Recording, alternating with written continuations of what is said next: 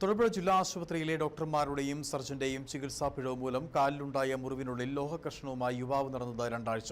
ഇതിനു പുറമെ മുറിവിൽ പഴുപ്പ് ബാധിച്ച കാല് നിലത്ത് വയ്ക്കാൻ വയ്യാത്ത അവസ്ഥയിലുമായി. ഒടുക്കം ജില്ലാ ആശുപത്രിയിലെ ചികിത്സാ പിഴവ് കണ്ടെത്തിയതാകട്ടെ പ്രാഥമികാരോഗ്യ കേന്ദ്രവും. ഇടവെട്ടി സ്വദേശി വടക്കേ ചെറുകോട്ടിൽ മുഹമ്മദ് ഹാജിയാണ് ജില്ലാ ആശുപത്രിയിൽ ചികിത്സ തേടിയെത്തി ദുരിതത്തിലായത്. മാർച്ച് 29-ന് ജോലി സ്ഥലത്ത് വെച്ചാണ് മുഹമ്മദ് ഹാജിയുടെ കാലിൽ ഗ്രൈൻഡർ തട്ടി മുറിവുണ്ടായത്. തുടർന്ന് ജില്ലാ ആശുപത്രിയിൽ എത്തുകയും മുറിവിൽ തുന്നിലിട്ട് ഒന്നിടവിട്ട ദിവസങ്ങളിൽ ആശുപത്രിയിൽ വന്ന് മുറിവിൽ മരുന്ന് വെച്ച് ഡ്രസ് ചെയ്യണമെന്നും ഡോക്ടർ നിർദ്ദേശിച്ചു. എന്നാൽ പഴുപ്പ് കുറയാത്തതിനാൽ സർജന്റെ നിർദ്ദേശപ്രകാരം പിന്നീടുള്ള ദിവസങ്ങളിലും ആശുപത്രിയിലെത്തി മരുന്ന് വെച്ചെങ്കിലും ഫലമുണ്ടായില്ല. ഇന്നലെ രാവിലെ ഇടവെട്ടിയിലെ പ്രാഥമികാരോഗ്യ കേന്ദ്രത്തിലെത്തി ഡോക്ടർ നടത്തിയ പരിശോധനയിൽ കാലിലെ മുറിവിനുള്ളിൽ അപകടത്തിനിടയാക്കിയ ഗ്രൈൻഡറിന്റെ ഒരു ലോഹ കഷ്ണം തറഞ്ഞിരിക്കുന്നതായി കണ്ടെത്തി.